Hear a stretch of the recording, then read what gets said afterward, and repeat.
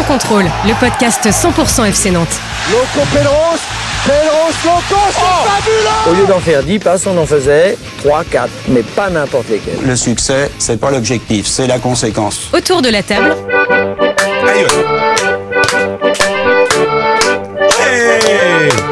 David Filippo, Ouest France.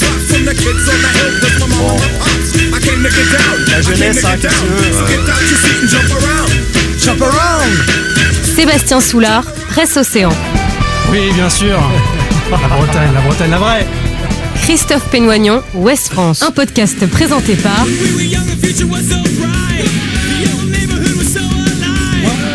Simon Rengoat, It West. Salut les amis, salut David Filippo. Salut, je remarque que le stagiaire 3e s'est ambiancé sur la danse de la brioche. Ouais, Et c'est vrai. tout. On Voilà. a un stagiaire avec nous dans le studio. Yoann. Il était temps que tu reviennes, David. T'as pris Je cher sais. la semaine dernière, notamment Oui, sur puis ta connaissance du foot. les audiences aussi, visiblement. Il est vraiment temps de revenir. Jean-Marcel, t'as fait très mal, mais tu as un droit de réponse tout au long de ce podcast, bien entendu. Je vous ai Salut pas Sébastien Soulard, Salut Simon, salut à tous. spécialiste entre autres du foot féminin, et ça tombe bien, le coach du FCN sera notre invité spécial tout à l'heure en studio. Ouais, spécialiste football et donc le foot féminin depuis des années, effectivement. C'est pour ça que j'ai dit entre autres. hein. Ouais, Non, bien mais sûr. C'était une liste non exhaustive. Salut Christophe Pénagnon. Salut Simon. Lui a débarqué dans le podcast en août, comme beaucoup de recrues au FC Nantes cet été, dont on va faire le bilan, figure-toi. Alors pas encore le tien, parce que c'est un petit peu tôt. Déjà indispensable. C'est vrai. Tu prends du plaisir dans Sans contrôle, ça on le sait, Christophe. Tu comptes monter en puissance ou pas?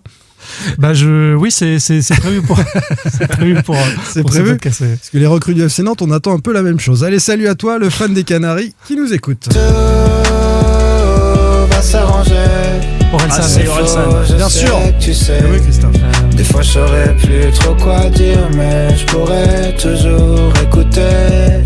On en rira quand on le verra sous un jour meilleur, jour meilleur, jour. Certains meilleur. joueurs On en qu'on rira espère- quand on le verra sous un jour meilleur, jour Tu comptes laisser longtemps la musique Un ou jour meilleur. Voire rapidement sous un jour meilleur. C'est au menu de ce 7e épisode saison 7 de Sans contrôle. Quelle est la recrue de l'été qui a le mieux réussi ses débuts avec le FC Nantes? On vous a posé la question en sondage. Awaziem, Mwanga, El Arabi ou bien Lado? Et puis quelle est celle qui a le plus déçu? Radakovic, Hong Kwon ou Camara? Le FCN a-t-il perdu trop de cadres aussi, avec un peu de recul pour avoir une stabilité dans le jeu? Est-ce qu'il y en a un qui vous manque particulièrement plus que les autres parmi ceux qui sont partis? Nantes-Lille, dimanche, c'est un cadre à la Beaujoire. On fait le point sur les enjeux du match pour Luis Castro et pour la construction de son équipe. Coup d'œil également sur l'adversaire, aux côtés d'un confrère lillois. Enfin, grand format, comme promis, sur l'équipe féminine du FC Nantes, avec son coach Nicolas Chabot qui nous rejoindra tout à l'heure autour de la table pour évoquer la belle 4e place des Canaries. Allez, on se lance, c'est parti les amis. Eh oh, faites pas la gueule! Vous êtes contents quand même, non? Sans contrôle. L'actu des Canaries a une touche de balle. L'été nous semble déjà loin et donc on fait un point sur les recrues. Rihanna. Rihanna. Oh là là. Et David? J'étais parti 15 jours, c'est. Ah là là. Cata là. Christophe est très fort. Et Ouais, Seb alors. est toujours là, mais juste derrière. T'as pas des. Ah, mais moi j'ai la chanson et l'auteur. Donc ça fait un vas-y, point quand même. la chanson. Diamond. Ah, j'ai dit les deux. J'ai dit... Like a Diamond.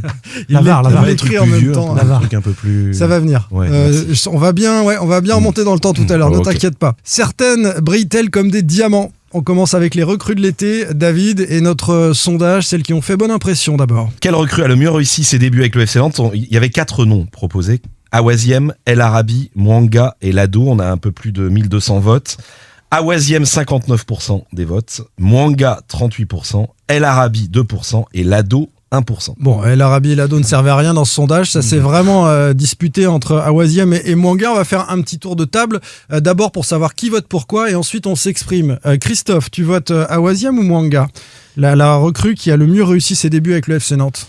Je dirais Mwanga. D'accord. Parce que par rapport. Non, on a dit qu'on disait, puis après on. Ouais, voilà. on fait le tour. On va revenir. Voilà. On va revenir. Pardon. Faut que tu écoutes, Christophe. Moi je vais dire Awaziem. Awaziem pour Sébastien Mwanga. et Awaziem pour moi. On est à deux Très bien. partout. Les Mwanga, allez-y. Christophe. J'aurais forcément répondu à Awaziem si on s'était arrêté aux 4 premières journées, mais là il a connu 2 matchs assez plus compliqués.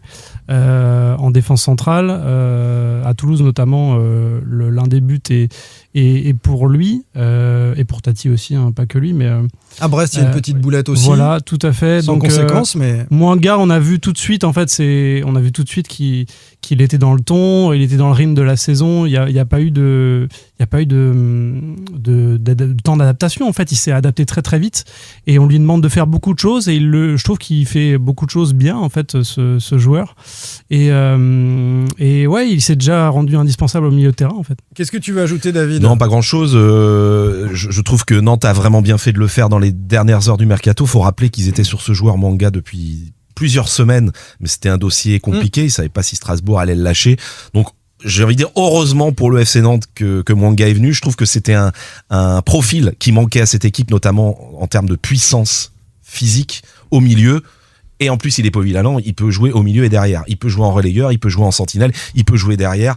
Donc c'est pour moi, ça sera sans doute la meilleure pioche du mercato estival. On est d'accord qu'on a là les deux meilleures pioches du mercato et qu'on se dispute sur des détails. Peut-être que dans l'apport offensif de Mouanga, moi je demande encore à voir. Bon, il a marqué un but quand même. Sur sa justesse de passe, dans la construction du jeu offensif, David. Okay.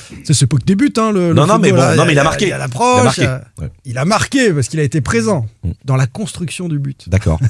Et donc dans la construction. Voilà, je trouve que il a pas la même qualité de passe. Tu dis qu'il peut jouer relayeur à tous les postes, c'est pas encore un Le Penant, même un Tabibou sur ce qu'on a vu. Voilà, peut-être qu'il peut nous montrer davantage dans ce registre-là, mais c'est un détail. Il est très bon aussi.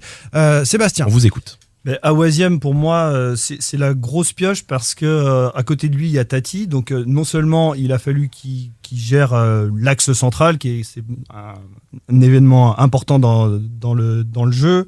Il faut qu'il gère Tati aussi, qui fait des bons débuts. Il est titulaire à chaque fois. Et surtout, il est bon. Alors, comme tu l'as dit, Christophe, il a été un peu moins bon sur certains matchs, mais il dégage de la solidité. Il est toujours là pour contrer un ballon. Dans la relance, c'est propre, solide sur l'homme. Moi, je trouve que c'est vraiment très bien de l'avoir fait revenir. C'est surtout qu'on l'attendait pas à ce niveau, Awaziem, pour l'avoir connu, parce qu'il a pas non plus été sollicité par des grands clubs européens dans sa carrière. Il est en MLS. On se dit, bon, un joueur de MLS, est-ce qu'il va vraiment avoir le niveau Ligue 1 ? Moi, c'est plutôt dans ce registre-là que j'ai envie de voter Awaziem. C'est que je me disais, un peu comme El Arabi, je sais pas si c'est pas un joueur sur le retour, dans quel état de forme il va être. Et ça, j'ai été surpris de voir un tel patron de défense. Christophe, je te vois opiner du chef, mais non, ouais, effectivement, c'est dans l'état d'esprit aussi, quoi. Il donne vraiment cette impression de patron de défense qui était primordial, parce que quand tu perds Palois, quand tu perds Castelletto, même Zézé, hein, qui s'était imposé comme un patron. Est-ce qu'il fait oublier Castelletto, justement, qui était le patron de la défense la saison dernière ? Est-ce qu'on a déjà oublié Castelletto ? Oui, complètement. Oui. Ouais. Non, mais c'est vrai. Tu fais tous les râteliers, toi, en fait. On a dit, nous, c'était Mouanga. T'es en train de défendre Awaziem, faut savoir. Non, mais peu importe. On est capable de dire que ce sont les deux, mais c'est vrai que Castelletto, on n'en parle plus. Et Pab est pas là, mais Palois non plus. Cette défense new look, expérimentale quand même. Awaziem, Tati, on nous aurait dit que c'était aussi solide, en tout cas sur ce que ça a montré sur les premières journées, on n'y aurait pas cru, non ? Ce qui me surprend le plus, avec Awaziem, c'est je pensais pas qu'il allait aussi vite. J'ai trouvé, il a parfois rattrapé des coups grâce seulement à sa puissance, à sa vitesse sur 20-30 mètres. Je pensais pas qu'il allait aussi vite, en fait. Et moi, quand il est arrivé cet été, tu l'as dit, il venait de MLS. C'est sans doute un peu cliché, mais on a des doutes parfois sur des joueurs qui viennent de MLS. Oui, mais c'est logique. Ouais, mais bon, c'est peut-être un cliché. Je sais pas, on en reparlera plus tard. Mais en tout cas, je trouve qu'il est rassurant, très rassurant défensivement. Sauf sur certains matchs, tu l'as dit, notamment Nice, faut pas oublier, où il intervient pas du tout sur le Boga tout seul. Il doit intervenir. Mais non, c'est une bonne surprise, je l'avoue. Mais Mouanga est mieux. Moi, je dirais qu'il est complet, tout simplement, même s'il y a encore à progresser. C'est un leader, il est devenu le leader de la défense pour moi. Il est solide sur l'homme. Dans le jeu aérien, c'est pas dégueulasse. Il a encore à faire, mais pour moi, c'est vraiment une sacrée pioche. Ouais. Sur le positionnement, puisqu'on a nos deux champions, là, Awaziem, Mouanga, de Mouanga en défense centrale, vous avez été convaincu ou ça nous coûte trop cher ? Et je parle du match de Brest, de ne pas avoir Mouanga dans l'entrejeu pour sacrifier ce poste-là au bénéfice d'un repositionnement dans la charnière, Christophe ? C'est bien d'avoir ce choix de rechange, mais il faut que ça reste du rechange à mon sens. Du dépannage. Du provisoire. D'accord. Et Mouanga, quand il est arrivé, il nous a dit, il avait eu une discussion avec Castro. La discussion, c'était je viens pour jouer au milieu ou en défense. Il lui a dit ça sera pour jouer au milieu. Donc effectivement, c'est du dépannage pour aller là et comme vous l'avez dit, Mwanga au milieu, c'est quand même. C'est vraiment là où il s'est révélé, hein, au Havre la saison passée, au cours de son prêt de la part du RC Strasbourg, c'est vraiment un poste qu'il a explosé. Vince nous dit Awaziem, c'est la vraie interrogation au départ sur son niveau réel. Au final, c'est une excellente surprise. Mwanga, on savait lui qu'il était très fort, même si son adaptation express a de quoi séduire. Après 2 ans MLS, nous dit Sly, le retour d'Awaziem à ce niveau en Ligue 1 et si rapidement est un exploit auquel on ne s'attendait pas. Il est même devenu le taulier de la défense. Et puis Lenaïk nous dit El Arabi, 26 minutes de jeu, un but, c'est le GOAT, El Arabi. Et c'est vrai que on n'a pas évoqué rapidement peut-être El Arabi et Lado. El Arabi, on l'a vu un peu, ça a été pas mal, mais on n'est pas certain qu'il est dans les pattes 90 minutes et qu'il puisse. Il n'a jamais débuté en Ligue 1 encore. Non, il me semble. Hein. Non. Ouais, toujours pas. Non, mais tu auras envie de le voir débuter ? Oui. Mais si Castro estime que, enfin, ça fait quand même, on est à 7 matchs, non ? Il l'a toujours pas fait débuter, alors que Mohamed n'a pas toujours été convaincant sur tous ces matchs. Et qu'il a été décisif à Rennes dans les ultimes minutes. Voilà, donc moi je pensais vraiment le voir après le match de Rennes, je pensais pourquoi pas le voir titulaire. Finalement, toujours pas. Donc on a l'impression que c'est un peu pour les 10-15 dernières minutes, joueur de surface. Si vous avez le ballon, il peut être intéressant, mais bon, c'est... Pour compléter ce que tu dis, Castro nous a plusieurs fois dit aussi qu'il avait 3 attaquants de haut niveau. Et on n'a pas l'impression qu'il les met sur la même ligne de départ, que ça soit Ablin, qui pour moi est le choix numéro 1. Après, un degré moins de Mohamed. Et puis El Arabi, effectivement, un joueur, quand il y a besoin à la fin de mettre de la présence dans le jeu aérien, de la densité, il l'a bien fait contre Rennes, mais bon. C'est d'autant plus surprenant de ne pas le voir plus quand on sait que Castro a dit que c'était pour lui le meilleur avant-centre qu'il n'a jamais coaché. Finisseur dans la surface. Finisseur, à la surface. Voilà, donc c'est surprenant de ne pas le voir davantage. Est-ce que c'est pas non plus un peu de communication pour son joueur en groupe sous pression. Peut-être. On tombe dans le panneau. Ouais. El Arabi, on en a parlé. Lado, un petit mot. Alors Jean-Marcel Boudard, l'amoureux de Michael là, il nous Lado, en a parlé là juste avant. n'est pas là. Lado, c'est dribbleur, mais on sent qu'il n'est pas encore rentré dans sa saison complètement. On voit quelques séquences.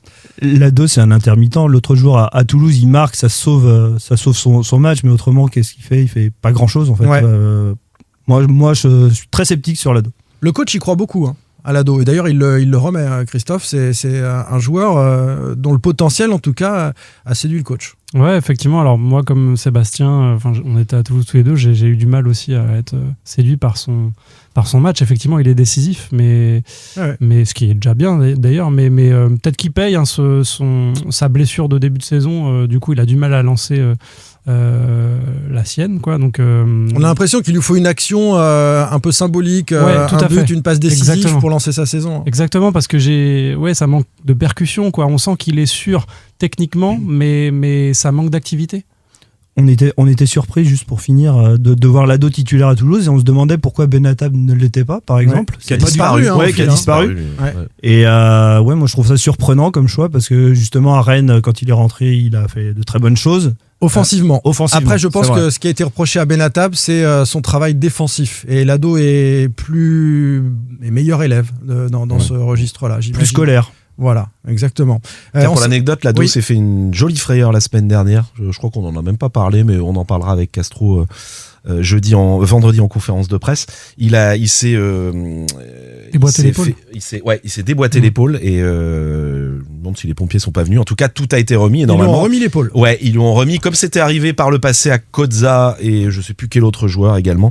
Ça a été remis sur place et il sera normalement, c'est bon, il sera là dimanche. Bon, mais plutôt dans l'évitement de l'adversaire. Il va pas faire de l'épaule contre épaule tout de suite. Non, peut-être pas tout de suite. C'est ce que tu nous dis. Bon, les jambes sont intactes. C'est ce qui compte, David. Pour notre ami Michael Lado. On va s'intéresser maintenant à notre deuxième sondage. Les recrues qui ont déçu les fans du FC Nantes, je le répète, c'est un point d'étape. Après 7 journées, on n'est évidemment pas définitif sur les uns et sur les autres, mais on est un peu au-delà de l'impression quand même. Il y a eu plusieurs matchs pour chacun d'entre eux afin de s'illustrer sous le maillot nantais. C'est parti, David. Après, c'est vrai que c'est celui qui a le plus joué finalement, qui recueille le plus de votes, c'est Ong, 41%.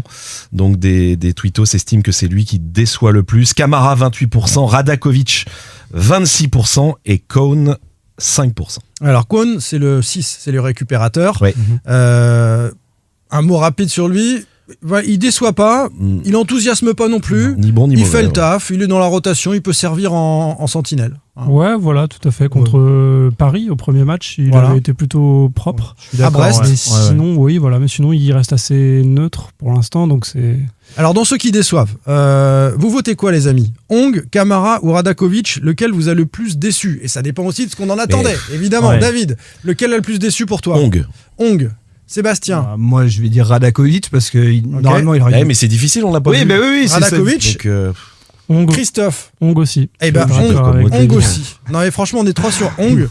Peut-être eu égard à son potentiel, David, ce qu'on pouvait attendre de Ong par rapport à sa trajectoire et son potentiel. Oui, parce que c'est un joueur qui avait fait ses preuves à la Gantoise en Belgique. Ensuite, là, il était en Allemagne. Ouais. C'était un peu moins, là, il était remplaçant en Allemagne. Il était remplaçant, mais les retours étaient plutôt positifs. Un joueur ultra polyvalent, capable de jouer 8, voire 10, qui court tout le temps. Bon, ça, c'est toujours le cas. Mais après, dans l'utilisation du ballon... c'est compliqué quand même. Il a eu quelques pertes de balles qui ont failli coûter très très cher, que ce soit quand il est entré en jeu ou quand il était titulaire. Il est d'ailleurs impliqué sur la perte de balles à Nice, qui coûte le but niçois. Christophe. Ouais, c'est proportionnel aux attentes. T'en parlais. Je crois que c'est un prépayant de 450 000. 450 000. Ouais, c'est ça. Donc, il a fait lui-même des efforts financiers pour venir à Nantes. C'est-à-dire qu'il était très motivé pour se relancer à Nantes, mais on voit pas ça sur le terrain pour l'instant. Ouais, tout à fait. Donc, ouais, c'est plutôt il est pas très vieux, hein. Ong, il a encore du potentiel, et justement, moi j'attendais plus, j'attendais moins de Camara et de Radakovic, donc du coup, ma déception est proportionnelle aux attentes. Tu votes Ong. On évoquait par rapport à Lado peut-être la question de la confiance. C'est un joueur qui est international, qui vise d'être à la Coupe du Monde avec son pays. Là, il n'est pas du tout dans les temps de cette préparation-là et de cette approche de Coupe du Monde. Et est-ce que vous sentez qu'on peut déclencher un autre Ong à la faveur d'une passe D et d'un but? Ou est-ce qu'on se dit, il a peut-être à son plafond de verre, là, notre ami, il manque d'influence sur le jeu, il est mal positionné, il n'est pas dans le rythme, il joue beaucoup en arrière? Je pense effectivement qu'il faut attendre un geste déclic, ouais, tout à fait, une action déclic. Je pense qu'il a... Moi, je lui vois quand même du potentiel à ce garçon, techniquement. Je vois David. Je suis fade, moi, en fait. J'ai l'impression que ça changera. Ouais, peut-être moi aussi. Ouais, vraiment. Il est un peu fade. Ouais, c'est le terme, quoi. On aime quand c'est caliente, voilà, du ça. brésilien, voilà, c'est ça, David, c'est la différence. Radakovic, pourquoi tu votais Radakovic? Toi, tu le regardais souvent quand il jouait en Turquie, j'imagine, donc c'est pour ça que t'attendais énormément Radakovic. Je suis déçu de ces 2 minutes qu'il a joué, même si je tiens à dire qu'il est sur le but sur Rennes. Ouais, c'est ce que j'allais dire. L'avant-dernière passe. Tu peux pas être déçu de ces 2 minutes. L'avant-dernière passe, c'est lui. Il a été influent. Mais non, c'est tour de contrôle que tu fais rentrer à la 92e. C'est peut-être même avant en fait qu'on est déçu, parce qu'on se dit on prend un joueur libre qui a priori est une bonne pioche, et puis en fait on sait pas et on se demande ce qu'il fait là. A priori est une bonne pioche, ça je peux douter un peu. On a regardé son CV, c'est pas suffisant pour juger un joueur, mais personne n'avait eu le coup de foudre parmi les grandes nations du football européen pour ce joueur-là. C'est un sacré bourlingueur, oui, en tout cas. Voilà. Quand on a un tel CV, moi c'est plus ce qui m'a surpris à l'époque, c'est comment on peut... on va faire confiance à la cellule de recrutement, à Castro, ils ont dû voir des vidéos, ils ont dû prendre des renseignements. Mais quand on voit le CV du mec, on se dit, waouh, c'est quand même un mercenaire, quoi. Il a fait combien de clubs? 10, 15. Ouais. Enfin, il n'a aucune stabilité. Ce qui est fatal pour lui, on l'a évoqué rapidement la semaine dernière, c'est qu'en l'absence de la charnière centrale désormais titulaire, à Oisiem Tati, là c'est Tati qui était absent, c'est Mwanga qui descend, c'est-à-dire qu'il est même pas dans la rotation en 3e position. Il était même pas dans le groupe sur un des matchs, je ne sais plus lequel, je crois. Il était même pas dans le groupe au début de saison. Et au bout de 3 entraînements, à peu près, au bout de quelques entraînements, Castro a tout de suite dit bon, ça va pas le faire avec Radakovic. Le deuxième joueur pour lequel les auditeurs ont le plus voté, c'est Camara. Ça c'est l'énigme. Ses premiers pas ont été un peu hésitants et on s'était même un peu moqué pour certains d'entre vous, pour mauvais esprit, en disant c'est un tout droit, et c'est vrai qu'il était parti avec beaucoup de maladresse, parfois un peu tout droit. On a vu depuis qu'il avait une certaine vitesse, une frappe de balle, peut-être un peu de technique, là aussi il y a encore un peu de déchets, mais on se dit que c'est peut-être un potentiel à polir, non? Vous n'êtes pas de cet avis-là? Aucun de vous? J'ai du mal à être emballé, désolé. Non, mais pas assez vu. Je m'excuse. Non, mais on l'a pas assez vu, je trouve. Oui. Ça va en ce moment, toi, Christophe? Pas emballé par grand-chose. Non, mais c'est vrai.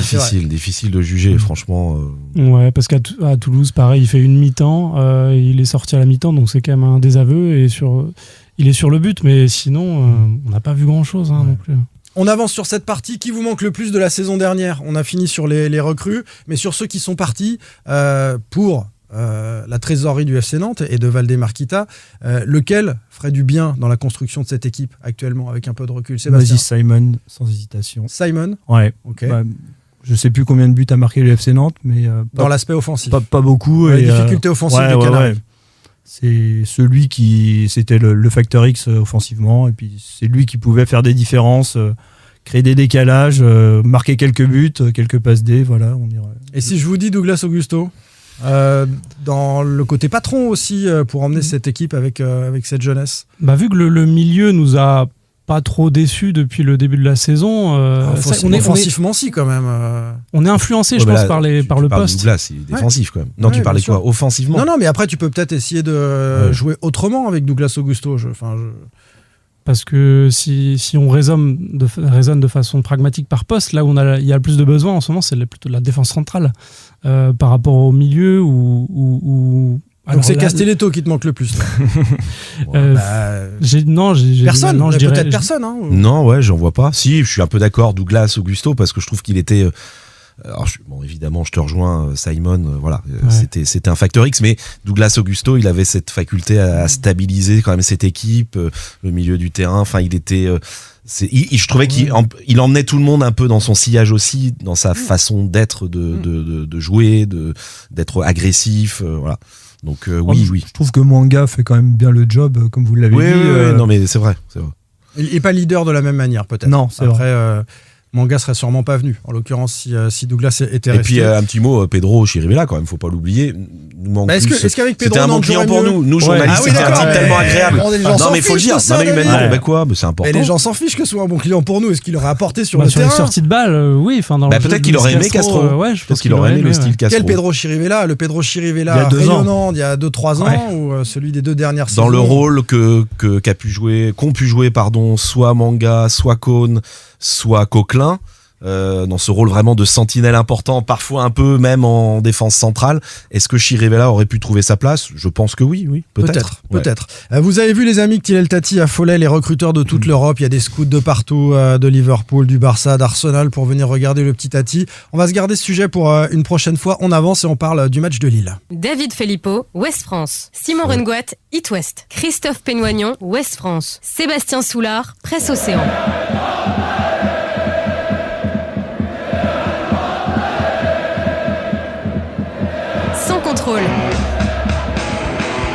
L'actu des Canaries a une touche de balle. C'est pas le Leroux Botro et pourtant le LOSC débarque à la Beaujoire. Police. Non, c'est pas Police ? Non, attends. C'est vieux ça, David. Je connais. Hold the line. 0 + 0. Ça commence par quoi ? C'est Toto. Toto. Oui, tout simplement. C'est Toto. Il faut tenir la ligne, hold the line, et croire à la poursuite de l'incroyable série d'invincibilité du FC Nantes, déjà 3 matchs. Blague à part, ces 3 matchs sans défaite, ça peut être un nouvel enjeu pour le vestiaire, une source supplémentaire de motivation face à Lille, d'essayer de prolonger cette série où on s'en fiche, on est à construire le jeu et on n'est pas du tout focus sur cet élément-là. David ? C'est quoi la question ? Je n'ai pas compris. C'est est-ce qu'il faut préserver l'invincibilité ? Est-ce que ça peut être une source de motivation, cette série d'invincibilité ? N'hésite pas à écouter. Non, parce que je trouve que la question est un peu bête, donc. Non, mais carton jaune. Oui, mais je pense que vraiment, avec Castro, on sent qu'il y a il cherche une progression dans le jeu. Il y a un vrai fil conducteur. Je pense qu'il y a un travail vraiment qui est mis en place depuis cet été. Et je suis pas sûr qu'ils regardent s'ils sont invaincus depuis 3 matchs. Je suis pas sûr. Voilà. Ça fait bien longtemps que t'as pas été dans un vestiaire. Pourquoi ? Parce que c'est tout à fait le genre de choses, des petits défis entre joueurs, clean sheet, invincibilité, bien sûr que oui. Ils sont invaincus, mais c'est 3 matchs nuls. S'il y avait une victoire dans le tas, peut-être, mais autrement. Christophe, tu veux pas m'aider ? Non, toi aujourd'hui, j'ai bien compris. Après manger, Christophe, c'est même pas la peine. Faut le prendre avant d'aller déjeuner. Bon, j'enlève cette question. Luis Castro, pour lui, quels sont les enjeux personnels ? Je te redonne la parole, David. Est-ce que l'Equita met un peu la pression en coulisses sur les résultats du technicien portugais, comme ils le font habituellement à l'automne ? A priori, non. Il n'y a pas de pression à l'heure où on se parle. Il n'y a pas une pression de dingue sur Luis Castro. Et sur les résultats du FC Nantes non plus ? Non. Il semble. Je pense qu'on leur a dit l'entourage d'Ekita a été très clair, il faut lui laisser du temps. Si on le prend, c'est pas pour le virer après 7 ou 8 matchs parce qu'il n'y a pas assez de points et parce que le FC Nantes flirte avec la zone de relégation. Après, forcément, si dans 4 matchs, il y avait 4 défaites avant la trêve, je parle de... Ben non, mais on est obligé de se dire que... Ouais. Voilà, mais en tout cas, c'est pas du tout dans les cartons de lui mettre la pression et on le laisse travailler. C'est plutôt une bonne chose. Dans 4 matchs, David, ça veut dire Lille, Paris FC, c'est pour ça que Monaco, je parle de ça, c'est avant la trêve. Ensuite, il y a Metz, Le Havre, Lorient. Je parle de la trêve, c'est Metz. Et mais tu peux aller plus loin, parce qu'il y a 3 matchs face à des adversaires directs pour le maintien. Oui, un peu peut-être encore un peu plus loin. Ouais, tu peux aller plus loin. Qu'est-ce que vous en pensez, Seb? Moi, je pense, comme David, qu'il va avoir un peu de temps. Et si on regarde un petit peu les adversaires du FC Nantes pour l'instant, donc le FC Nantes flirte avec le bas de tableau, on est d'accord, mais ils ont joué Paris, c'est une grosse équipe, Strasbourg, une grosse équipe, il y a Nice, qui est une grosse équipe, et il y a eu un non-match, on est d'accord, mais autrement, dans les équipes... Rennes aussi, effectif supérieur. Bah oui. Dans les équipes de leur championnat, ils battent Auxerre, ils font match nul à Toulouse, finalement, en fait... Ils vont chercher un point à Brest. Voilà, donc il n'y a pas de point bonus pour l'instant, mais il n'y a pas non plus d'erreur. Dans les 2 nuls à l'extérieur, t'as oui, peut-être pourquoi un petit point bonus, oui, peut-être. Mais donc je pense qu'il va avoir, comme tu l'as dit David, il va avoir encore un peu de temps pour travailler, au moins les 4 prochains matchs. Christophe? Ouais, tant qu'ils plongent pas sur un match comme ils l'ont fait par exemple l'an passé contre Monaco. On a cru ça sur la première période de Rennes, à 0-2 à domicile face à Rennes à la mi-temps. C'est vrai, il y avait un peu de ça. Finalement, ils se sont bien rattrapés. Donc contre les grosses équipes, ils ont plutôt bien performé. Sur un point comptable, c'est discutable, mais contre le PSG, Strasbourg, ça tenait quand même pas mal la route. En tout cas, ils étaient pas loin du compte. Et là, contre Lille, en plus, contre un adversaire qui leur a plutôt réussi la saison passée, je les vois pas couler. Et du coup, s'ils ne coulent pas, je pense qu'il y aura pas forcément de pression particulière. Avant de parler de l'adversaire, cette stat qui est sortie sur les réseaux sociaux, les clubs qui ont connu en Ligue 1 le plus de changements d'entraîneur depuis 10 ans, vous l'avez vu passer, Nantes est leader avec 15 changements devant Marseille 14, Rennes 11 et Bordeaux 11. Tiens, en fait, un ancien entraîneur, David Jocelyn Gourvenec, réclame des sous à Val-des-Marre. 2 millions. 2 millions, ouais. 2 millions d'euros, ouais, pour avoir été... Pour faute grave. Pour faute grave, ouais. Il était licencié, donc Jocelyn, au bout de 2 mois, je crois, Jocelyn Gourvenec, je sais plus combien de temps. Voilà, c'est pas le premier entraîneur viré qui réclame de l'argent. J'ai lu Maître Klatowski chez vous, on est confiant du côté du FC Nantes. Oui, il est toujours confiant. Par contre, il perd tout le temps. C'est un peu le problème. Enfin, il perd souvent, peut-être pas tout le temps, mais il perd souvent quand même. Tu vas prendre un procès, ça y est. Non, mais il perd souvent. Diffamation. Ça serait une belle jurisprudence si d'aventure... Oui, je sais pas comment. Après, la défense du FC Nantes, c'est de dire, pour caractériser la faute grave, c'est l'absence de résultat. Et c'était le cas de Jocelyn Gourvenec. Je pense qu'il y a des avocats qui ont déjà dû essayer par le passé dans ce genre d'histoire.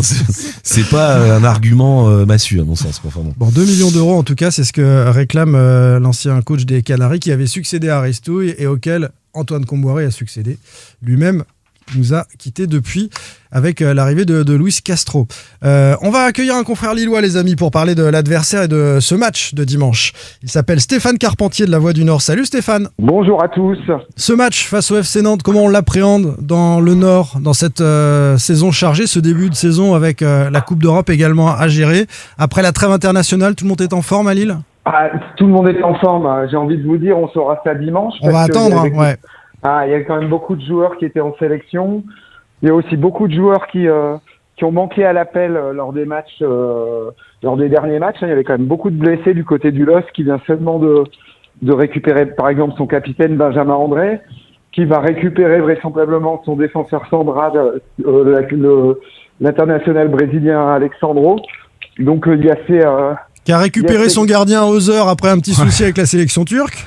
Ouais, voilà. Après, on ne sait pas ce que ça va donner encore vraiment pour lui. Il risque un an de suspension, c'est ce que j'ai lu. Après, après, dans les textes de la FIFA, c'est bien noté entre 3 mois, si mes souvenirs sont bons, et 1 an de suspension. Ouais. Après, il y a aussi des possibilités de sursis et tout. Après, effectivement, il y a une sanction qui est possible pour le gardien. Mais j'ai envie de dire que c'est pas ça le plus important pour Lille, qu'il y a aussi un deuxième gardien qui peut faire l'affaire.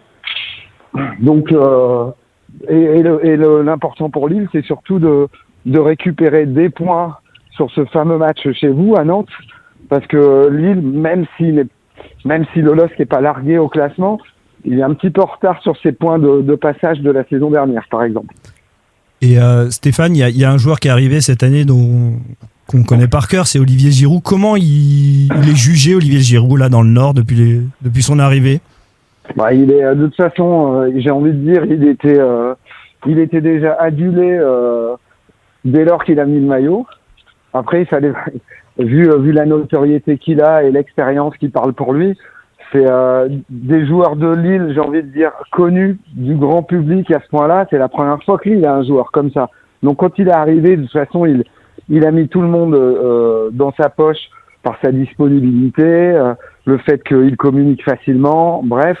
Et après, sur les premiers matchs, on a vu qu'il trichait pas. Puis de toute façon, il suffit de voir sa condition physique. Olivier Giroud, il a 39 ans et il est affûté comme un joueur de 20 ans. Donc il a la combativité d'un gamin de 17 ans qui veut faire ses preuves. C'est ça qui est assez hallucinant. Il suffit de voir ses réactions quand l'équipe marque ou lui a marqué un but, quoi.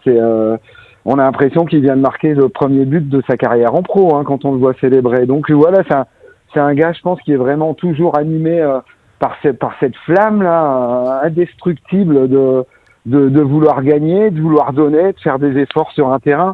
Et après, même si par moment, c'est pas le meilleur joueur du monde, Giroud, mais c'est un mec qui a tellement un professionnalisme, une abnégation et une science du jeu quand même qui est réelle. C'est pas le joueur qu'on verra un jour dribbler 3 défenseurs dans un petit périmètre. Mais il sait se placer, il a un super jeu de tête et il rend déjà des services et il va en rendre encore. Et il va rendre encore cette saison à Lille, c'est indéniable. Au point que certains confrères continuent de lui demander s'il veut pas retrouver l'équipe de France. Et c'est vrai que quand on voit les Bleus avec Mateta devant, est-ce que Giroud c'est vraiment beaucoup moins fort que Mateta avec son expérience en bleu? On peut se poser la question. C'est devenu une petite blague avec les confrères, non, ce retour en équipe de France, ou ça pourrait être sérieux dans un petit coin de sa tête? Moi, je suis persuadé que c'est sérieux dans un coin de la tête de beaucoup de gens, parce que il suffit de voir la com qui évolue. Au début, c'était quand il est arrivé à Lille, qu'il a tout de suite marqué 1 ou 2 buts. La question lui a été posée, c'était niette, hors de question. Alors que là, déjà, le discours, 3 mois après, a déjà évolué. C'est pourquoi pas. Et puis, et c'est vrai qu'un joueur comme ça, et on le voit bien à Lille, il est important sur le terrain, il est important dans le vestiaire aussi.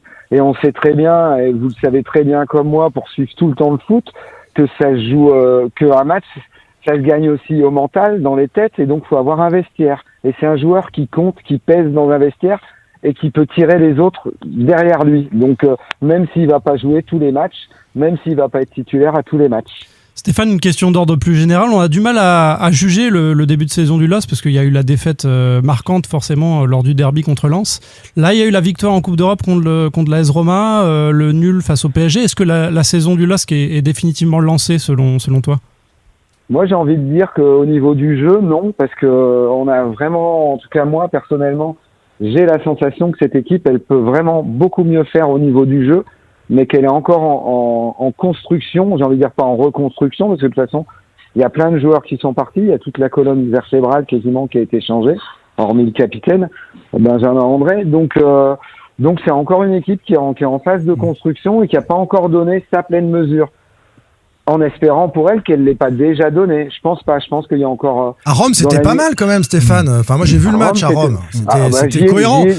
J'y étais au match. Ouais. Oui, c'était un top match. Après, je pense aussi que l'AS Roma a fait limite un non-match. Donc tout ça... Après, en général, une équipe qui fait un bon match, elle provoque aussi le fait que l'autre joue mal. Mais sur ce match-là, quand vous voyez que Lille a gagné 70% des duels, on comprend que dans l'envie, il n'y avait pas photo. Ouais, et un match, ça se gagne beaucoup là-dessus aussi. N'hésitez pas à faire le même match que la saison dernière à la Beaujoire. Tu te souviens comment ça s'était passé, le scénario? Ouais, je me sens que, d'après mon souvenir, c'est que normalement Lille était au-dessus au niveau du jeu, mais n'avait pas joué. Quoi. Très au-dessus, et victoire des Nantais à la dernière sur la fin de match. Et les Nantais, ils avaient gagné ce match-là avec le cœur, ils avaient fait ce qu'il fallait, ils avaient mérité de gagner ce match.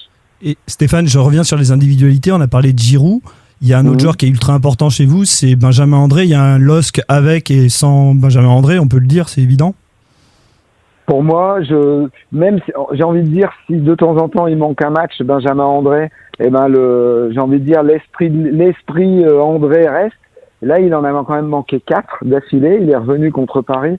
mais depuis qu'il est à Lille, depuis 2019, hein, donc ça commence à dater, c'était la première fois qu'il manquait plus de 3 matchs d'affilée. Et moi en tout cas, pour suivre cette équipe tout le temps, j'ai senti que il manquait ce métronome, ce gars qui imprime le rythme à la rencontre, que quand il faut y aller, c'est lui qui monte le chemin à suivre, même si c'est pas le meilleur technicien, même si c'est pas le meilleur joueur de l'équipe, dans le timing, il est là. Il suffit de voir son jeu de tête, c'est un des meilleurs joueurs de tête du championnat, hein, Benjamin André, et c'est lui qui impulse ça dans l'équipe, alors quand il manque, et que l'équipe elle a du mal à un peu trouver son jeu, que en face il va y avoir des gars qui vont au charbon, ça peut un peu baisser les bras, comme il s'est passé lors du derby à Lens, hein, où la première demi-heure, Lille était, j'ai envie de dire, largement au-dessus de Lens, et puis d'un seul coup c'est écroulé dès qu'il a encaissé un but un peu gag, quoi. Et la mauvaise nouvelle, c'est qu'André sera là face aux Canaries dimanche. On se retrouve à la Beaujoire, Stéphane. Merci beaucoup. Avec plaisir, dans votre magnifique stade, avec Bien sûr. Une ambiance incomparable. C'est sympa, merci Stéphane Carpentier pour la Merci. bonne humeur. Salut, Au à bientôt. plaisir. À bientôt. Allez les amis, on s'intéresse comme promis à notre grand format sur le foot féminin. David Filippo, Ouest France. Simon Rengoat, It West. Christophe Pénoignon, Ouest France. Sébastien Soulard, Presse Océan.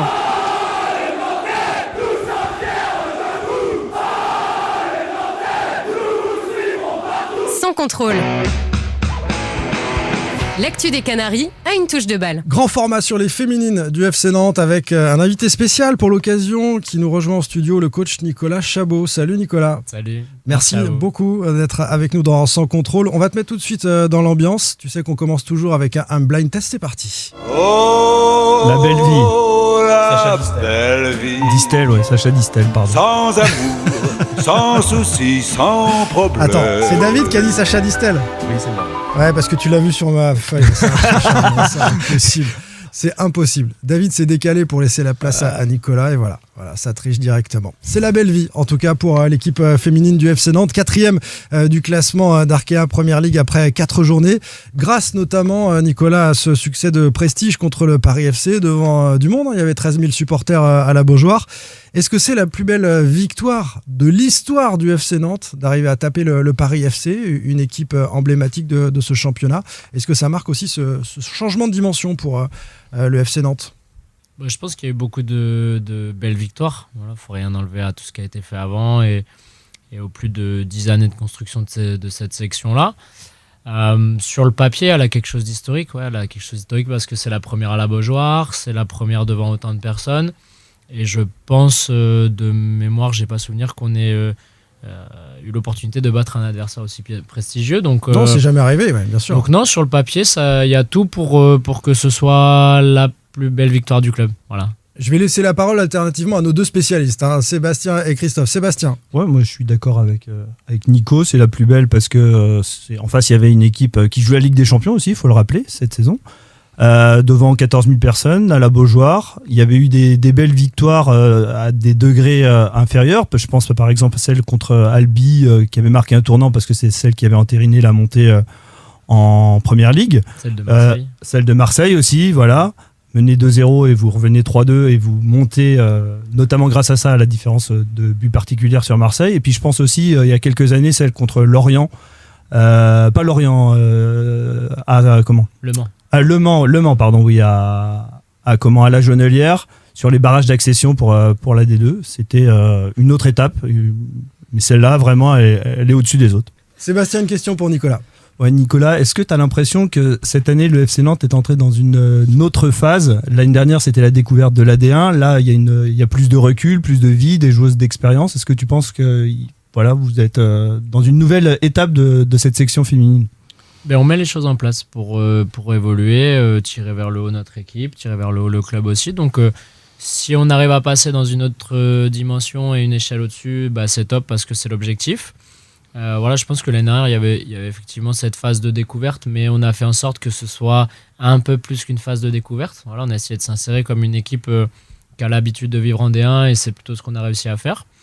Et cette saison, à l'image de notre début de saison et puis de cette victoire historique contre le PFC, on montre qu'on est sur la bonne voie pour franchir les étapes. Je pense que l'idée sera de faire un bilan de mi-saison et puis un bilan de fin de saison pour savoir vraiment si on est on est passé dans une autre dimension, mais je pense qu'il faut aussi qu'on reste à notre place tranquillement, à se dire que voilà, on boxe pas encore dans la même catégorie que certaines équipes, mais on avance et on est sur les temps de passage pour réaliser les objectifs qu'on a envie de réaliser. Ouais. Christophe, quel est le secret de ce bon début de saison, Nicolas? Parce que vous avez fait pas mal de choses pendant le mercato, notamment, qui n'a pas été de tout repos. Il y a eu pas mal d'arrivées, de départs.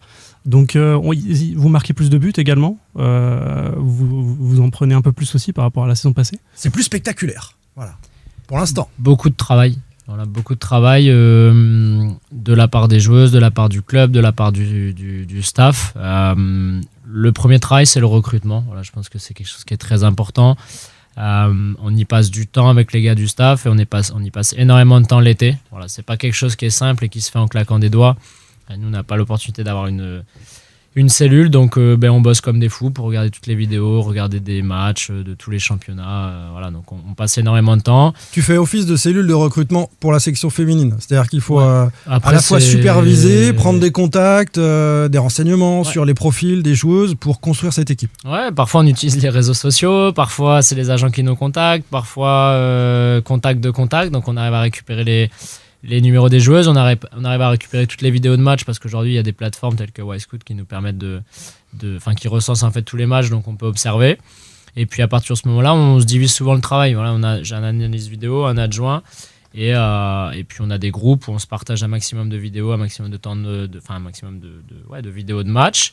Et puis après, on va dire que eux, sur les énormes listes de profils qu'on connaît pas, ils font un premier écrémage et ensuite je regarde les vidéos.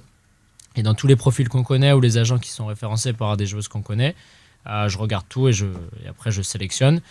Et après, pas mal de tableaux sur mon ordinateur avec les premiers choix, les deuxièmes choix, les troisièmes choix. Si ça passe pas, j'ai en général 15 000 scénarios l'été. Est-ce que Nantes a les premiers choix, les deuxièmes choix ou les troisièmes choix? Ça dépend des profils. Dans le foot masculin, on peut le dire, c'est plutôt le 4e ou le 5e choix, clairement, pour des raisons budgétaires. Dans le foot féminin, c'est différent. Le foot féminin, les joueuses choisissent différentes choses. Voilà, il y a des joueuses qui sont plutôt orientées sur le sportif, d'autres qui sont plutôt orientées sur le financier. Et ça nous permet, nous, par exemple, quand une joueuse elle est vraiment orientée sur le projet sportif, d'être attractif. Voilà, après, une joueuse qui est vraiment orientée sur le projet financier, c'est sûr qu'on rivalise pas avec certains dossiers par rapport à Fleury, par rapport au PFC, par rapport à Lyon, par rapport au PSG. Voilà. Donc il y a des dossiers qu'on voulait effectivement qu'on a perdu sur le plan financier, pas sur le plan sportif, donc ça sur lesquels on peut pas s'aligner. Mais il y a aussi des joueuses effectivement qui ont choisi Nantes pour leur carrière par rapport au plan sportif, pour soit se relancer, soit se développer. Donc c'est un gros boulot de recrutement. Une fois qu'on a les profils qu'on veut, qui correspondent à notre projet, aussi bien sur les valeurs humaines que sur les valeurs sportives, on avance. Et puis derrière, on perd pas du temps en fait à convaincre des joueuses de rentrer dans un projet puisqu'elles ont été sélectionnées, recrutées pour ça. Donc déjà, on a un temps d'avance. Et après, on envoie. Voilà, sur la pré-saison, c'est entre 7 et 9 semaines de travail acharné pour mettre en place le projet où c'est énormément de travail. Et puis après, la saison se lance. Et alors, dans ces choix, Nico, on pense à une joueuse comme Léa Khelifi, par exemple, qui marche sur l'eau, on peut le dire, depuis le début de saison. C'est une sacrée pioche, elle marque des buts, elle est décisive, c'est une patronne sur le terrain, j'ai l'impression dans le vestiaire également. C'est plutôt l'aspect sportif qui lui a plu. Ouais, exactement. Léa, c'est un profil qui a connu un début de carrière, notamment au Paris Saint-Germain, top. Après, elle a eu besoin de se relancer, d'avoir du temps de jeu à Montpellier. Je pense qu'à Montpellier, elle avait fait son temps, elle avait fait son cycle. Et comme beaucoup de joueuses, quand elles passent plusieurs années dans un club, elles ont parfois besoin d'être restimulées. Un nouvel environnement, un nouveau projet. Quelque chose qui la restimule. Donc nous, on a joué un peu sur ce côté-là. Elle était en fin de contrat. Je ne sais pas si elle avait d'autres offres ou pas. Voilà, ça, en transparence, j'en sais rien. Nous, on s'est positionné parce que un profil à relancer, en termes de confiance, en termes de rythme, un profil qu'on savait qu'on pouvait utiliser, qu'on pouvait optimiser. Donc, on savait qu'on avait des choses à faire avec cette joueuse-là. Et puis, quand je l'appelle, j'ai été très honnête. Je dis, aujourd'hui, tes qualités, c'est ça. Par rapport à notre projet, ça match complètement. J'ai des petites interrogations sur ça et ça. Est-ce que tu es capable d'élever ce niveau-là sur certains points? Est-ce que tu es capable dans la mentalité d'agir sur ça? Et puis directement, ça lui a plu cette transparence-là. Moi, ce qu'elle m'a dit, ça m'a plu. Donc, on a été, ça a matché en fait, tout simplement.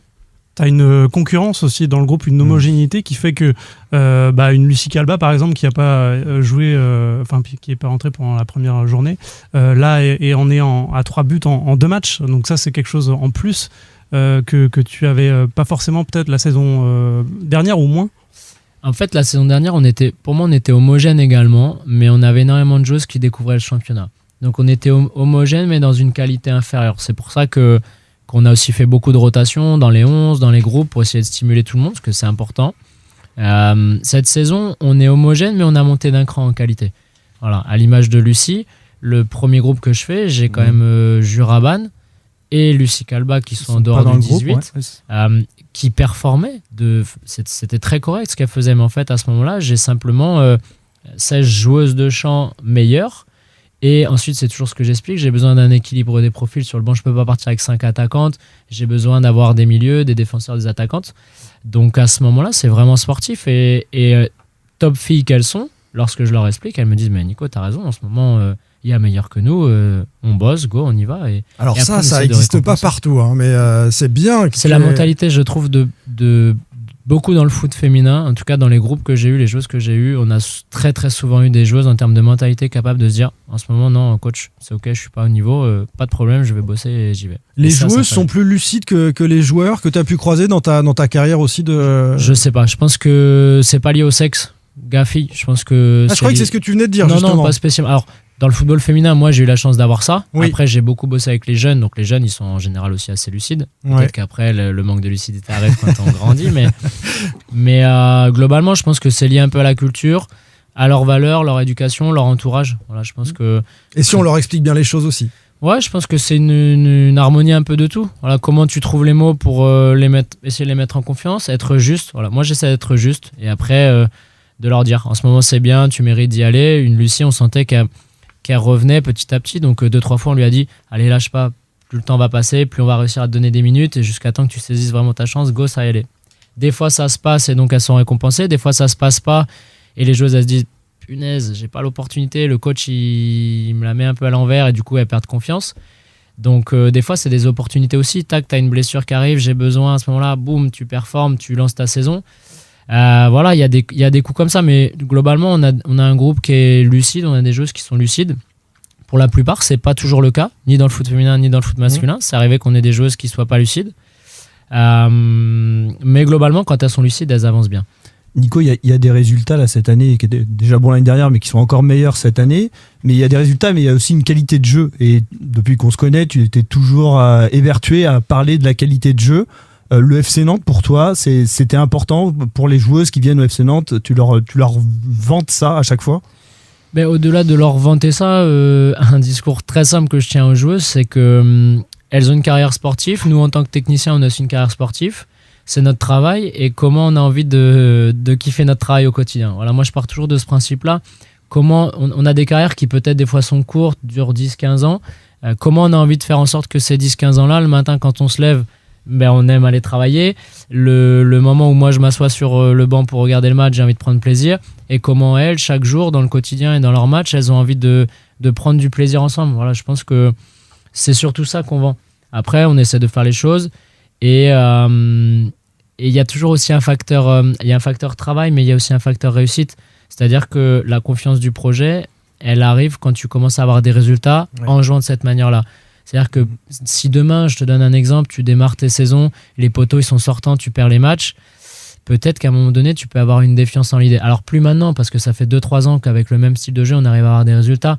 Mais la première année, c'est un peu un pari, c'est un peu un risque. En toute honnêteté, la première année du projet, on joue à Albi, on gagne 5-3, premier match de D2. On garde cette idée-là, on est mené 1-0 sur une erreur défensive, donc de relance. Ils ont la balle de 2-0. Si Amy ne la sort pas, peut-être qu'on est mené 2-0, qu'on ne gagne pas 5-3. Voilà. Et en fait, le scénario du match fait qu'on fait cette première erreur avec le ballon dans notre façon de jouer, mais on compense en marquant les buts de la même manière. Et donc, direct, c'est le déclic de en jouant comme ça, ok, on peut gagner, on peut produire du spectacle. Et ça a été notre fil sur toute la saison. Donc, ce qui fait que maintenant, quand on appelle une joueuse au téléphone, je ne vais pas dire qu'on n'a plus à le prouver, mais elles l'ont vu, elles savent que ça fonctionne et que ça fonctionne en D2 et que ça fonctionne en D1. Mais non, voilà, le discours qu'on tient, c'est vraiment celui-ci. Comment est-ce qu'on a envie au quotidien de profiter de notre boulot ? Christophe. Est-ce que justement cette philosophie de jeu, cette envie de jouer, elle vient de ton histoire aussi avec le FC Nantes et du fait que tu es du coin en fait et tu as grandi avec un FC Nantes qui dans les années 90 était en termes de jeu était une référence. Ton grand-père fan du FC Nantes, hein, ouais, j'ai tous les posters dans le garage, j'ai grandi là-dessus. C'est les posters de qui? C'est Capron ou c'est encore avant? C'est Alors il y avait Bertrand Demann, des Amis, des Locaux, des Pedros, etc. Donc lui a grandi là-dessus. Donc voilà, moi on va dire par intermédiaire, j'ai grandi là-dessus. Après, on essayait d'aller les voir quand ils avaient les stages à la Baule, à Pornic, etc. J'ai fait ma première fois à la Beaujoire, je crois que c'était à Nantes-Toulouse, à l'époque de Marama, Herua, Ziani et tout. Très bien, il y a eu un coup de pagaie ou pas? Il y avait eu un coup de pagaie, je crois qu'on gagne 1-0, et il me semble 1-0, je crois, et but de Marama. Ok, très bien. Et donc, non, après l'époque des Landreau, voilà, toute la clique avec les Landreau sur penalty, etc. Donc c'était vraiment bref, des machines à ce moment-là. Enfin, moi j'aimais beaucoup. Et puis donc on a grandi là-dessus. Après c'est des influences, on va dire, qui me sont propres. J'ai aussi très vite été séduit par l'Espagne. Voilà, très vite, que ça soit la sélection nationale.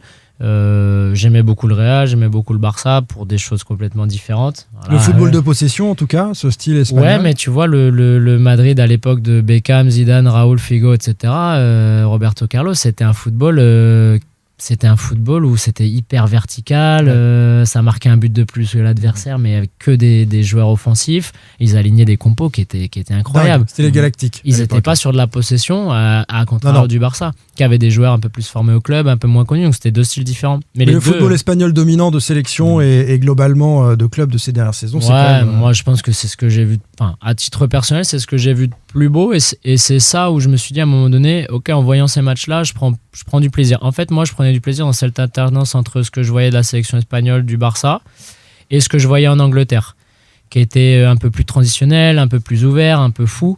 Et en fait, je me suis dit un peu dans ma construction d'entraîneur, pourquoi pas avoir quelque chose qui allie un petit peu les deux, c'est-à-dire qui allie un peu cette folie anglaise parce que les gens viennent au stade, et en même temps qui allie ces aspects techniques et tactiques qui sont prédominants dans le football espagnol.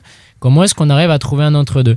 Et donc j'ai construit ma vision du foot un peu sur ces trois piliers-là, pour avoir quelque chose qui est propre, voilà, qui est ni très très orienté sur le Barça, ni très copié-collé sur l'ancien FC Nantes, ni très copié-collé sur l'Angleterre, mais qui a des petites touches un peu des orientations des trois, voilà, tout simplement. Deux questions que nous a envoyées Marie, qui est fan de l'équipe et qui nous a écrit sur les réseaux sociaux. Elle demande quels sont les objectifs cette saison avec l'équipe, et puis pourquoi les résultats de l'équipe féminine restent encore trop discrets à ses yeux pour les supporters nantais, qui sont pourtant si nombreux et si patients à la Beaujoire avec les hommes. Alors, les objectifs de la saison. Les objectifs, comme on les a annoncés, c'était d'avoir cette continuité dans le jeu qui était proposé. Voilà, en recrutant des joueuses de meilleure qualité, on se disait que sur la durée, on allait pouvoir produire un football peut-être de plus haute qualité, avec un peu plus de consistance dans nos matchs, appuyé par un plus grand nombre de buts. Voilà, ça c'était ce qu'on cherchait à faire. Et puis en espérant que la conséquence de ça nous permette d'aller intégrer la première moitié du classement, ce qui n'a pas été fait et ce qui serait aussi historique. Et en fait, on le sait, à partir du moment où tu batailles dans la première moitié de classement, on va dire qu'entre janvier et mi-mars, t'es au coude à coude avec la 4e place. Comme c'était le cas l'année dernière, il y avait une espèce de bataille entre Nantes, Fleury et Montpellier-Dijon. Et puis ensuite, les 3 autres clubs ont mieux performé sur cette période-là que nous. Donc sur la durée, ils ont été meilleurs et ils ont pris le dessus. Mais voilà, jusqu'à février-mars, il y avait cette lutte-là. Donc en fait, c'est d'être capable de s'insérer dans cette lutte-là et de ne pas se donner de limites. Si on arrive à aller accrocher la 4e place, ce serait incroyable, mais on serait très satisfait si on arrive à faire mieux que la saison dernière. Voilà, je pense que l'idée, c'est d'y aller étape par étape. Et après, sur les résultats... Sur la fréquentation, la popularité du foot féminin, pourquoi c'est encore trop discret aux yeux de Marie, de notre auditrice, malgré les résultats? Je pense qu'il y a tout un travail d'éducation, de culture à faire. Voilà, je pense que dans certains pays, le sport, c'est culturel, qu'il soit féminin, masculin, amateur, professionnel. Voilà, je pense qu'il y a des gens qui consomment du sport. Je pense qu'en France, c'est déjà un peu moins naturel, donc il faut on va dire, éduquer le public, le sensibiliser à venir voir des matchs de foot féminin, peut-être aussi briser certaines barrières. Voilà, les 2 matchs, j'ai souvenir que les 2 matchs qu'on a fait à la Beaujoire, le nombre de messages qu'on a reçus en disant c'est la première fois qu'on vient voir un match de foot féminin, c'était incroyable, on reviendra, etc. Ça prouve que en fait, il y a beaucoup de personnes qui ont des idées sur le foot féminin, des idées toutes faites ou un avis très personnel, et qui finalement... Quelles sont-elles? Que c'est moins spectaculaire, que c'est moins rapide, physique, que c'est moins physique, mais encore que voilà, chacun est un droit de penser ce qu'il veut, et que effectivement, une femme, elle a des qualités différentes d'un homme. Et ça, c'est la même chose au basket, c'est la même chose au hand, c'est la même chose en athlétisme. On ne compare pas les performances d'une athlète avec les performances d'un athlète. On ne demande pas les mêmes temps. Donc c'est très français déjà de comparer ces domaines-là. Et puis voilà, je pense qu'il y a un travail de sensibilisation à faire, d'éducation. Et ensuite, il y a des gens qui viennent, qui adorent. Peut-être des gens qui viennent, qui n'aiment pas. Voilà, je pense que la majorité des gens qui viennent, en tout cas, les 13 000 qui étaient à la Beaujoire ont aimé et ils pourront revenir. Vous allez prendre rendez-vous avec le public à la Beaujoire régulièrement. Si on peut, on le fera. Mais pareil, ce que je te disais, c'est que les staffs techniques, c'est la même chose. Moi, je suis passé du football masculin au football féminin et j'ai pas une personne d'un staff masculin qui est venu travailler dans le football féminin qui, à un moment donné, a regretté. Voilà, donc ça veut aussi dire beaucoup. Donc je pense que c'est une question de temps. Je sais pas, j'ai un doute là-dessus. Sur un fait, c'est qu'on a fait beaucoup de sujets sur les 15-20 dernières années sur les tournois féminins. Il y a eu la Coupe du Monde, où il y a une grande popularité, des audiences incroyables des diffuseurs, plusieurs millions de personnes, mais cette audience-là n'a pas été convertie ensuite dans le suivi des clubs du championnat. C'est-à-dire que c'est retombé avec l'événement, avec la compétition internationale. Ouais, alors je pense ça, que c'est étonnant. Toutes les compétitions nationales, internationales sont déjà plus suivies. Voilà, que ça soit gars-filles, parce que c'est des moments d'attraction, c'est des moments aussi l'été où il y a des gens qui sont en vacances, qui prennent du temps, voilà, un peu plus aussi. Vous avez aimé l'équipe de France, venez voir nos clubs. C'est ça que... Je suis d'accord. Alors je pense que, pour en avoir discuté avec le sélectionneur national, le moment où l'équipe de France va aussi réaliser une grosse perf nationale, ça va donner une énorme dynamique. Voilà, donc on est tous derrière eux en espérant qu'ils réalisent à un moment donné une énorme perf nationale, parce qu'on sait que ça va avoir une incidence énorme et positive sur le reste du championnat français. C'est pas une petite pression qu'ils ont, mais... Non, mais on leur met un peu, c'est pas grave. Ce serait super, et au contraire, ça aiderait fortement, ça c'est une certitude. Et après, comme je te dis, c'est ce genre d'événement-là qui fait qu'à un moment donné, les gens viennent au stade. Et surtout, ce qu'il faut comparer, au-delà des chiffres et de la photo à l'instant T, c'est l'évolution. L'évolution, elle est incroyable sur les dernières années. Tu regardes là en Suisse ce qui s'est passé, les stades, ils étaient remplis. Ouais. Nous, aujourd'hui, on arrive à faire 13 000, mais tu regardes l'affluence et là, tu es bien placé pour en parler, c'est que les statistiques, elles sont à la hausse. Et c'est pas des petites hausses, c'est des plus 25%, plus 30%. Donc, ça tend sur le positif. Ça prend, c'est ce que tu nous dis. Ça prend, mais ça mettra le temps que ça mettra. C'est la responsable communication qui est à côté, pour les gens qui nous écoutent. Ça prend. Dans d'autres pays, par exemple aux États-Unis, en Angleterre, ça prend parfois un peu plus vite, mais parce qu'il y a aussi une culture. Ce sont des pays de football et de sport. C'est des pays de foot, de sport, de manière générale. Ils consomment de tout. J'avais 2 questions. Quel est votre budget et comment il se situe en Première Ligue? Et Valdemar Kita, je ne sais pas si tu as eu l'occasion, tu dois le rencontrer de temps en temps, comment il compte vous accompagner encore pendant toutes ces années? Est-ce que tu es rassuré? On a vu que l'été dernier, Laurent Nicolin avait eu des propos assez durs sur sa section féminine. D'ailleurs, il l'a vendu. Il a revendu sa section féminine à Montpellier. Montpellier était un club quand même gros club. Comptait, voilà. Est-ce qu'il y a il disait qu'il n'y avait pas de revenus, il n'y avait pas d'argent.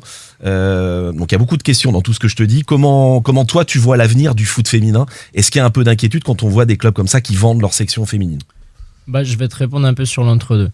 En fait, moi, je sens un accompagnement et une envie de la direction de développer la structure féminine. C'est ce qui fait que je me suis aussi réengagé dans ce projet-là, notamment Valdemar, qui se soucie beaucoup de sa section féminine. Donc ça, c'est plutôt positif et ça donne des signaux positifs pour l'avenir. Notamment Franck Kita, avec qui j'ai des points réguliers et qui se soucie, Loïc Morin, etc. aussi. Donc tout l'aspect directionnel se soucie du développement dans une démarche économique équilibrée. Voilà, c'est l'idée de développer pas à pas cette section-là, en sachant qu'à l'instant T, elle coûte plus qu'elle rapporte. Voilà, donc ça, il faut en tenir compte. Donc, dans des proportions, on va dire, stables et mesurables, sans partir dans des folies budgétaires, dans des folies de développement. C'est comment, chaque année, avec l'appui de la communication, du marketing, on arrive à aller gratter un peu plus de sponsoring, à tirer d'un côté, eux à être capables de maintenir des finances malgré l'instabilité notamment liée au football masculin. Donc ça a été ça, on a baissé un petit peu d'un côté, on a été chercher un petit peu de l'autre côté pour garder un équilibre. Donc c'est des choses un peu raisonnées. Voilà, je pense que c'est aussi proportionnel à tes investissements, ils sont obligés à un moment donné d'être proportionnels à ce que tu génères. Et plus tu vas investir, plus tu vas générer, et plus tu vas générer, plus tu vas investir. Donc c'est un espèce de cercle. Voilà, donc dans ce cercle-là, à l'image des garçons, ils sont obligés d'être un peu entre deux. Voilà, aujourd'hui, tu n'es pas ni le Real Madrid, ni le FC le contexte Barcelone, financier du foot français là, est particulier chez les hommes. Donc c'est pour ça que tu as cette espèce de prudence déjà chez les gars que tu es obligé d'avoir chez les filles. Donc ça, c'est important. Mais en tout cas, on se sent suivi. On sent que voilà, il y a de la cohérence et ça, c'est important. Sébastien. Nico, on l'a dit, vous réalisez un très bon début de championnat et je pense que les gens l'ignorent. Vous n'avez pas de centre d'entraînement dédié. Vous entraînez souvent à Marcel Sopin. Vous entraînez, comme ça a été le cas avant le PFC, à la Beaujoire un petit peu. Souvent à Saint-Joseph de Porterie aussi. Est-ce que c'est pas ce qui manque aussi pour faire progresser encore un peu plus et un peu plus vite la section, quelque chose de stable? Aujourd'hui, je vais être sincère, il y a un monde d'écart entre les top clubs du championnat français et le reste du championnat français, qui eux ont des infrastructures d'entraînement et on peut parler de performance. Qui sont les top clubs dont tu parles? Le PSG, PFC, Lyonnais, le PFC, voilà, ils ont des infrastructures aujourd'hui qui leur permettent de faire du football de performance, de haute performance. Et pas à Nantes? Non, aujourd'hui pas à Nantes, mais peut-être qu'on y tendra, mais aujourd'hui non. Aujourd'hui, il y a aussi un écart super marqué entre les infrastructures en Espagne, entre les infrastructures aux États-Unis, entre les infrastructures en Angleterre. Et il n'y a pas de problème à se dire qu'en France, on est très, très, très en retard sur les centres d'entraînement, sur les espaces de performance. Et ça joue sur la cohésion, ça joue sur le temps que tu passes au centre d'entraînement, sur la qualité de tes soins, ça joue sur plein de trucs, ça joue sur le recrutement. Demain, qu'est-ce qui fait qu'une joueuse vient chez toi? Il y a ton projet sportif, il y a la ville et l'environnement dans lequel elle va évoluer, il y a son salaire et il y a son jour le jour. Son jour le jour, c'est la qualité de tes terrains, la qualité de ton espace de musculation, la qualité de ton espace pour manger, bref, la performance sportive au sens large. Comment est-ce que tu peux influer dans tous les paramètres? Le club en est conscient, il y a ce qu'ils peuvent faire, il y a les possibilités, et puis il y a toujours à un moment donné les freins, qu'ils soient sociétaux, qu'ils soient budgétaires, qu'ils soient politiques, il y a plein de choses qu'on ne maîtrise pas. Mais le club est au courant de ça et aujourd'hui, il faut être très honnête aussi, on arrive à sortir des performances depuis, en tout cas, je parle que pour moi parce que je ne connais pas les temps d'avant, mais depuis 3 saisons, on arrive à sortir des performances parce que tout le monde se donne à 100%. Voilà, le marketing, la communication, le sportif, les joueuses, malgré que l'environnement il soit loin d'être idéal. Voilà, il y a des moments où on fait 0 séance sur l'herbe de la semaine. Ce dossier-là, on en a parlé j'ai des moments, à plusieurs reprises. Mais pour autant, on cherche des solutions. Hein. Mais des fois, c'est très très compliqué parce qu'il pleut, parce que les terrains ils sont difficiles d'entretien, parce que parfois il arrive un feu d'artifice à Sopin, on peut pas utiliser le terrain. Non, mais c'est des choses où on est tributaire de ça.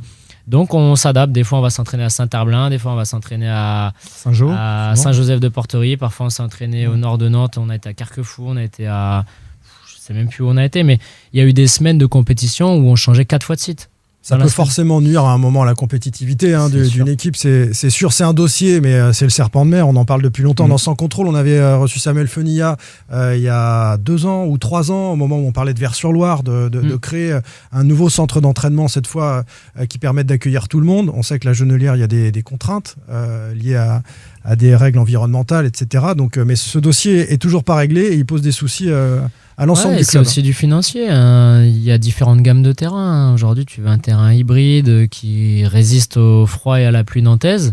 C'est le triple ou le quadruple du prix d'un terrain herbe normal. Et en fait, donc c'est ça la difficulté, ou même d'un synthétique. Donc c'est très très difficile d'aller sur ces. Mais en tout cas, en termes d'infrastructure, on est à des années-lumière de l'Espagne, de l'Angleterre, des États-Unis, d'autres clubs. Je voudrais qu'on termine, messieurs, avec un échange avec Nicolas Chabot sur la suite, notamment le match de Lyon qui arrive, les enjeux pour la suite de la saison. Christophe? Ouais, tout à fait, puisque Lyon est premier avec 3 points d'avance du coup sur le deuxième, le troisième et le quatrième. Donc en l'occurrence, il y a les deux paris. Donc par la force des choses, ça devient un choc du championnat. Est-ce que Lyon, c'est vraiment injouable, Nicolas ? En cas de victoire, on est à égalité. Hein. Faut partir de ce principe-là. Lyon, c'est je sais même pas si je serais capable de te donner leur dernier match nul en championnat en France. On va chercher. Ouais, je sais pas. Développe, on va chercher. Y a pas je de sais pas de quand date leur dernier match nul en championnat. Lyon, c'est 14 buts marqués en 2 matchs de championnat sur les 2 derniers matchs. C'est aujourd'hui une équipe qui est complète, qui est structurée, qui est prête pour aller, qui fait de la performance de très haut niveau. On parle au-delà d'être la meilleure équipe française, elle est dans les 4 meilleures équipes du monde, avec les meilleures joueuses du monde. Donc effectivement, c'est une top équipe. Et maintenant, voilà, on va y aller, on va essayer d'être équilibré, on va dire, entre l'aspect offensif et défensif. On est lucide, voilà, on sait que sur ce genre de match-là, en général, tu défends un peu plus que tu attaques. Il faut être très précis et faire très mal dans les moments où on attaque. Et en ce moment, on a cette chance-là, mais aussi tout ce travail-là qui fait que on est très très impactante quand on se projette et quand on attaque. Et il faudra être capable de serrer un peu plus les vis, d'être un peu plus compact et puis d'être capable de maintenir leurs offensifs pour rester dans le match le plus longtemps possible et pourquoi pas aller chercher un coup. De toute façon, quand on se déplace, peu importe contre qui, il faut qu'on essaie de se déplacer avec des ambitions, sinon ça sert à rien. Donc on essaie de se dire qu'on va aller gratter des points, sinon on joue pas le match de foot, ça sert à rien. Et puis après, c'est avoir un plan de jeu défensif bien précis, un plan de jeu offensif bien précis, savoir ce qu'on veut faire quand on va avoir la balle en bas, savoir ce qu'on veut faire quand on veut aller les presser, être bon dans la gestion des tempos, des scénarios d'un match, et puis espérer que tous les paramètres s'alignent. Voilà, tout simplement. T'as trouvé la réponse, Seb. Nico, Lyon-Paris FC, 2-2, la saison dernière. Avec okay. Une égalisation de Bourdieu dans les arrêts de jeu pour les Parisiennes. Et c'était quand ? Le 12 avril. Donc c'était il n'y a pas si longtemps que ça. Non, finalement, elles sont tout à fait jouables, les Lyonnaises. Très facile. Voilà, non, très belle équipe. Voilà. Très. Aujourd'hui, ils en ont mis 6 au PSG. Voilà. Qui est censé être la deuxième meilleure équipe de France et voilà, ça montre beaucoup. Justement, ce match-là contre le PSG, c'est votre seule défaite depuis le début de saison. Est-ce qu'il te laisse pas un peu des regrets ? Il me laisse des regrets parce que avec le recul, si c'est à refaire, il y a des choses que je modifierais. Et donc ça, c'est chiant parce que ça te laisse des regrets. Eh oui. Maintenant, on était toutes et tous accordés sur le plan de jeu. En fait, on avait ce capital confiance de jouer à 4, de se dire que peut-être dans certaines zones, on pouvait accepter le 1 contre 1 et le déséquilibre. Et puis à un moment donné, le PSG te rappelle qu'elles ont des joueuses d'une classe encore supérieure à toi. Voilà, nous, on a des très bonnes joueuses qui bossent bien. Elles ont encore une classe supérieure et dans toutes les zones, dans leur rapport offensif-défensif, sur ce match-là, pendant 45 minutes, elles nous ont été supérieures. Et quand tu perds tes duels dans toutes les zones défensives chez nous, c'est impossible d'exister. Mais demain, plan de jeu, pas plan de jeu, je pense qu'à ce moment-là, les adversaires ont pris le dessus dans chacune des zones. Voilà, peut-être que demain ce sera différent, mais sur ces 45 premières minutes-là, elles ont été meilleures que nous, il n'y avait pas de souci par rapport à ça. Maintenant, quand je vois la qualité de notre deuxième, je me dis que peut-être qu'on aurait pu travailler différemment, mais à ce moment-là de la saison, on a aussi tenté le coup. On était en pleine confiance, donc voilà, pourquoi pas. On venait de gagner des matchs, on enchaînait, je voulais pas arriver et dire on ferme, on se met très bas. Non, on essayait de surfer sur ça, et voilà, c'est le risque aussi. Quand tu ouvres le jeu, c'est le risque aussi. Mais oui, effectivement, demain, on peut poser un 5-4-1 tout le match et puis perdre 1-0, perdre 2-0 sans avoir passé la médiane.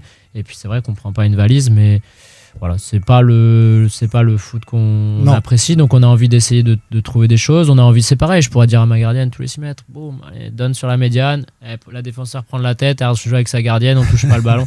On pourrait faire ça. Mais à la fin, je suis pas sûr qu'on perdrait pas. Mais par contre, on perdrait en s'étant fait chier, sans rien tenter.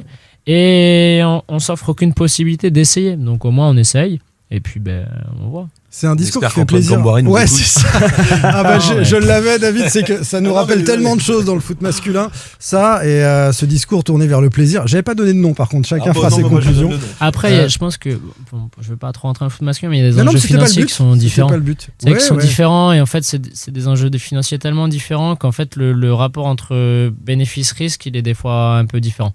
Voilà, c'est pas que ça soit pour les joueurs, pour les staffs, pour les entreprises, enfin les clubs qui sont des entreprises, c'est tellement plus facile à dire qu'à faire. Ça veut dire qu'un jour, si tu coaches dans le foot masculin, ça va être Catenaccio, quoi. Tu vas fermer.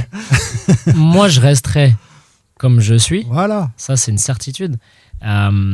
Après, je sais que tout part de comment le club a cette stratégie-là, comment il s'aligne avec son coach, comment il a les possibilités d'aller chercher les joueurs qu'il veut, qui peuvent pratiquer cette idée-là et surtout qu'on confiance dans ce format-là. Donc, ça se construit sur la durée, ce que tu peux faire actuellement et qui donne des résultats quand on construit dans la durée. Voilà, c'est aussi un peu plus facile parce qu'on a beaucoup plus de sérénité pour construire. Voilà. Ça, c'est important. Prochain match à la Beaujoire pour finir. Est-ce que c'est déjà déterminé? Quand est-ce qu'on va revoir les filles au stade de la Beaujoire? C'est pas déterminé. Il y a des discussions en interne au club. Voilà, on aimerait bien essayer de réouvrir 1 à 2 fois la Beaujoire. Okay. Par rapport à ce que les filles font, ce serait, je pense, amplement mérité. Maintenant, il faut étudier le pour, le contre en termes d'organisation, de coûts, de possibilités d'action. Voilà, il y a pas mal de choses qui rentrent en ligne de compte. Mais c'est à l'étude. Ce sera une affiche, quoi, forcément. Hein, on essaiera de faire en sorte que ce sera une affiche. Ouais. Pour essayer de ramener du monde. Il y avait 13 000, on l'a dit, face au PFC. Merci beaucoup, Nicolas Chabot. Merci beaucoup. Ce moment avec nous, c'était très sympa. Pour ouvrir un peu le podcast vers le foot féminin et aller voir les filles jouer, évidemment.